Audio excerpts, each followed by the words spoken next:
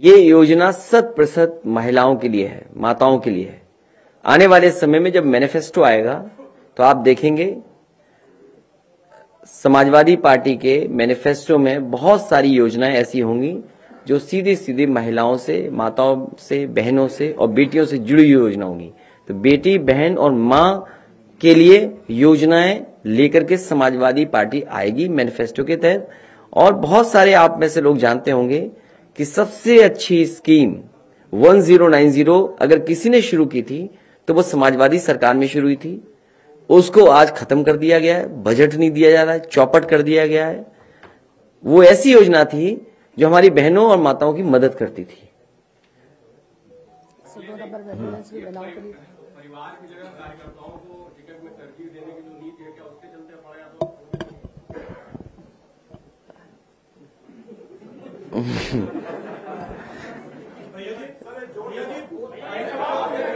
अरे भाई,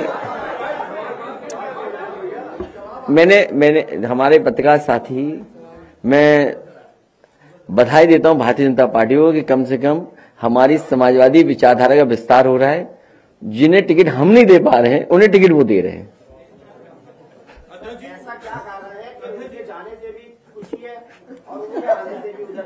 वो बात समझ लीजिए ना, उत्तर प्रदेश में समझ लीजिए, उत्तर प्रदेश में बीजेपी के योगी जी के हारने से भी किसी को तकलीफ होगी, जीतने से भी तकलीफ होगी। अध्यक्ष जी, भानु प्रताप सिंह जी को हम लोगों ने एनआरसी और किसान आंदोलन में बड़ी भूमिका में देखा। आपके लाखों फॉलोअर हैं, आप अच्छे स्पीकर हैं। 22 में कौन सी जिम्मेदारी आप इनको दे रहे हैं? 22 में वर्चुअल रैली पहले और जगह जगह किसानों के सवाल पर, और जिस तरीके से अन्याय उत्पीड़न हुआ है, हम सब लोग मिलकर के बीजेपी को हराएंगे और हटाएंगे। भारतीय जनता पार्टी आपके 12 से 17 के बीच में जो आपका कार्यकाल रहा है, उस कार्यकाल को लेकर सोशल साइटों पर प्रचार के माध्यम से और अपने कार्यकाल को लेकर एक नकारात्मक चीजें लगातार जो है वो जनता को घेर रही है। इस पर क्या कहेंगे? मैं आपसे निवेदन करूंगा और आप इस बात की जानकारी कर लेना, सबसे ज्यादा घटिया अगर प्रचार और झूठा प्रचार सोशल मीडिया पे और व्हाट्सएप पे कोई कर रहा है तो भारतीय जनता पार्टी है। हम लोग लगातार शिकायत कर रहे हैं, चुनाव आयोग को भी शिकायत कर रहे हैं, पुलिस को भी शिकायत कर रहे हैं, उस पर कोई कार्रवाई नहीं हो रही। जी, आपने कहा था इंफ्रास्ट्रक्चर की कमी है, क्या उस कमी को पूरा कर लिया समाजवादी पार्टी द्वारा? तो क्या वर्चुअल रैली भी है? समाजवादी पार्टी अपने लिए नहीं कह रही थी, कई छोटे और क्षेत्रीय दल हैं जिनके पास इसकी तैयारी नहीं थी। और भारतीय जनता पार्टी, हम तो सवाल ये पूछें कि भारतीय जनता पार्टी को कैसे पता था कि तैयारी पहले ही कर ली उन्होंने। हर मिनिस्टर के यहां, हर उनके जिले में, हर पदाधिकारी के यहां पहले से ही स्टूडियो कैसे बन गए, डिजिटली सब अधिकारी कंपनियां कैसे आ गईं। सवाल यह है कि चुनाव आयोग को यह सोचना चाहिए कि भारतीय जनता पार्टी को कैसे पता है कि आने वाले समय में कई हफ्तों इसी तरीके से डिजिटल प्लेटफॉर्म से प्रचार होगा। उन्होंने अपना कैसे वाईफाई लेनी है, कैसे इंटरनेट कनेक्शन लेना है, कितने उनको मशीन्स चाहिए, क्या क्या इक्विपमेंट चाहिए, कैसा रूम होना चाहिए, कैसे टेलीप्रॉम्प्टर होना चाहिए, बंद ना हो, ऐसा हो। तो ये तैयारी अच्छी कंपनी की हो, प्रोजेक्शन हो, ये तैयारी पहले से कैसे उन्हें पता थी?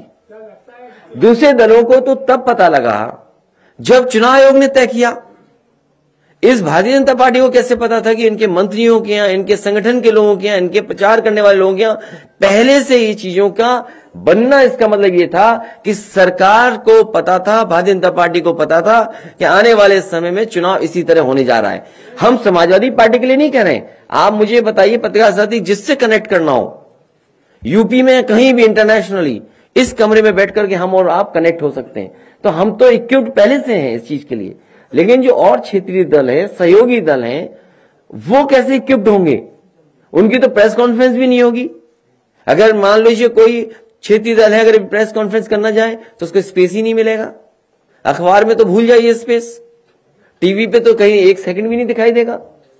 तो ये जो भेदभाव हो रहा है लोकतंत्र में, अगर भेदभाव हो रहा है तो उसके लिए चुनाव आयोग देखे, इसलिए मैंने इस बात को कहा था। ये सोचने की बात है। समाजवादी पार्टी लगातार शिकायत कर रही है और कई प्रदेशों में हम लोगों ने देखा कि अगर केंद्र सरकार और प्रदेश सरकारें अलग अलग हैं और अगर शिकायत की गई तो सब अधिकारी हटा दिए गए। क्या बंगाल का चुनाव नहीं देखा हम लोगों ने? किसी भी अधिकारी की शिकायत हुई नहीं हुई उसको हटा दिया गया। लेकिन उत्तर प्रदेश में कौन नहीं जानता? बताइए, जो भारतीय जनता पार्टी से मिले रहे अधिकारी रहे वो अब चुनाव लड़ने जा रहे हैं। बहुत सारे अधिकारी जो भारतीय जनता पार्टी के कार्यकर्ता बन के काम किए, जिन्होंने बहनों की बेटियों के कपड़े फाड़े, छीनी साड़ियां, जाने कितना अन्याय हुआ।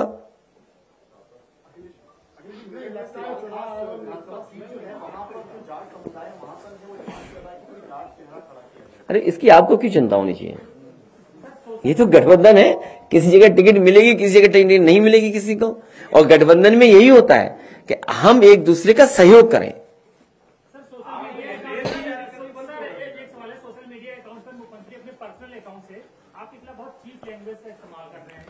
तो चीप है तो चीप करेंगे, जो चीप है वो चीप करेगा। अगर कीचड़ फेंकोगे तो हाथ तो चले जाएंगे ना कहीं।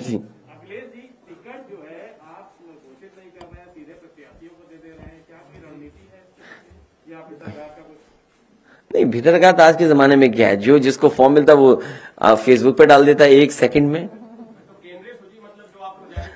आप अगर चाहते हो तो हम जारी कर देंगे। हाँ, बहुत जारी कर देंगे। ठीक है, हम पत्रकार साथियों का ये सुझाव मानते हैं। समय समय पे हमें सुझाव मिलते हैं, उनको अपनाते हैं, लेकिन कम से कम हमसे आप बातचीत भी करते हो। दूसरी प्रेस काउंसिल में भी कोशिश किया करो ना बातचीत करने का। अपने साथियों से कहा करो कि भाई बातचीत तो करो कुछ। तो ये आपका सुझाव ठीक है कि सूची जारी हो तो सूची जारी होगी, बिल्कुल सूची जारी होगी, पूरी जारी होगी। क्या मिली मुझे खुद नहीं पता। मैं उनका धन्यवाद देता हूं क्योंकि वो लगातार रैलियां कर रहे थे, उनकी चोरी न पकड़ी जाए, उनकी शिकायत न की जाए। इस लालच में समाजवादी पार्टी नहीं फंसने वाली।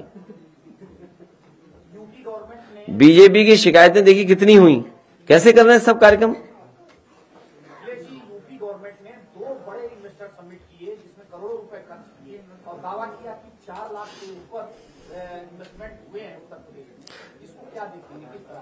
मुझे याद है इन्वेस्टर मीट हुए तो गमले चोरी हुए थे। गमले कोई चोरी कर ले गया।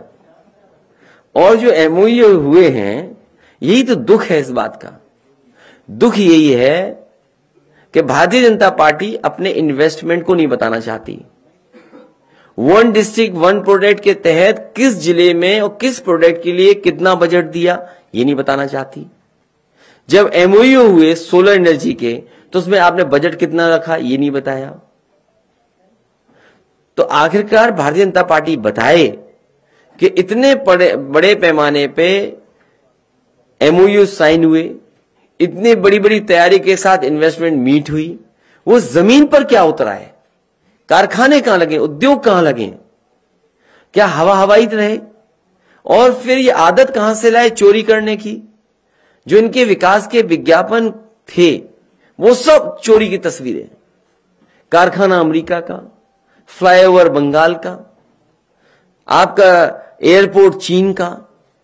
इनसे ज्यादा झूठ बोलने वाली पार्टी कोई नहीं है। ये झूठ के फूल हैं।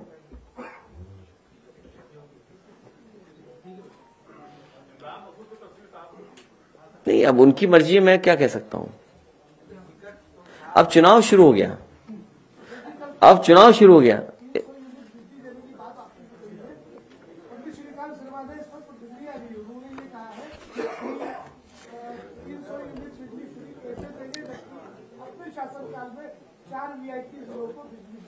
देखिए, भारतीय जनता पार्टी जो बात कहे, एक बात मान के चलना, झूठ बोल रहे हैं। और समाजवादी पार्टी ने जैसे ही तय किया कि 300 यूनिट घरेलू बिजली फ्री दी जाएगी, और जैसे ही हम लोग रजिस्ट्रेशन करना शुरू किए, लोगों को जोड़ने का कार्यक्रम चलेगा, वो घबरा गए। उन्होंने बताइए बिजली का बिल आधा करने का फैसला लिया कि नहीं लिया। तो ये बताए भारतीय जनता पार्टी कि 4.5 साल आपने जनता से डबल बिल क्यों लिया, महंगा बिल क्यों लिया। क्या जनता को वो पैसा वापस करेंगे कि नहीं करेंगे? भारतीय जनता पार्टी ने अगर फैसला लिया है कि आधा बिल हो जाएगा, तो क्या 4.5 साल लिए गए पैसे को वापस करेगी भारतीय जनता पार्टी? और जितने भी बिजली के कारखाने लगना शुरू हुए थे समाजी सरकार में, वो